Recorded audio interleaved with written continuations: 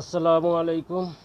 এবারে গাজা ফিলিস্তিনের বিষয় নিয়ে বাংলাদেশে একটা বিরল ইতিহাস গড়ল বাংলাদেশ।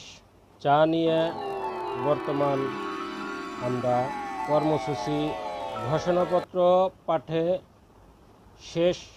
মার্চ ফর গাজা কর্মসূচি বিপুল মানুষের উপস্থিতি। রাজধানী সোহরাওয়ার্দী উদ্যানে গণজামায়াত কর্মসূচি।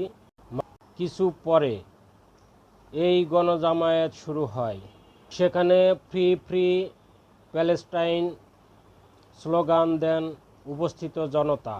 মঞ্চে এই কর্মসূচিতে সংহতি জানানো বিভিন্ন দলের নেতারা উপস্থিত হন। আমার দেশ পত্রিকার সম্পাদক মাহমুদুর রহমান ঘোষণাপত্র পাঠ করেন ও বক্তব্য দেন।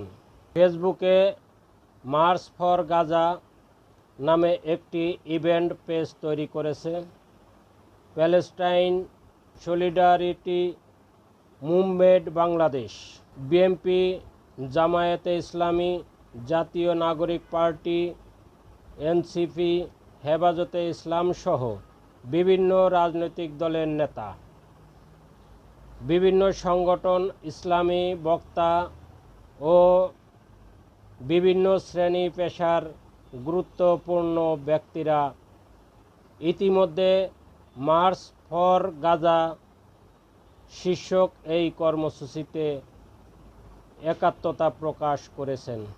এর আগে সকাল থেকেই মার্চ ফর গাজা গণজামায়াত কর্মসূচিতে যোগ দিতে ঢাকার বিভিন্ন এলাকা থেকে বিপুল মানুষ সোহরাওয়ার্দী উদ্যানের দিকে যেতে শুরু করেন। শাহবাগ ও আশপাশে গাড়ি চলাচল বন্ধ হয়ে যায়। দুপুরে মিরপুর, কাজীপাড়া, শেওড়াপাড়া, বিজয় সরণি খণ্ড খণ্ড মিছিল সোহরাওয়ার্দী উদ্যানের দিকে যেতে দেখা গেছে। পিকআপ ভ্যানে করে তরুণদের স্লোগান দিকে উদ্যানের দিকে যেতে দেখা গেছে। তেজগাঁও ও খিলগাঁও এলাকায় প্রচুর মানুষকে ট্রেনের ছাদে চড়ে ফর গাজা কর্মসূচিতে যোগ দেওয়ার জন্য আসতে দেখা গেছে।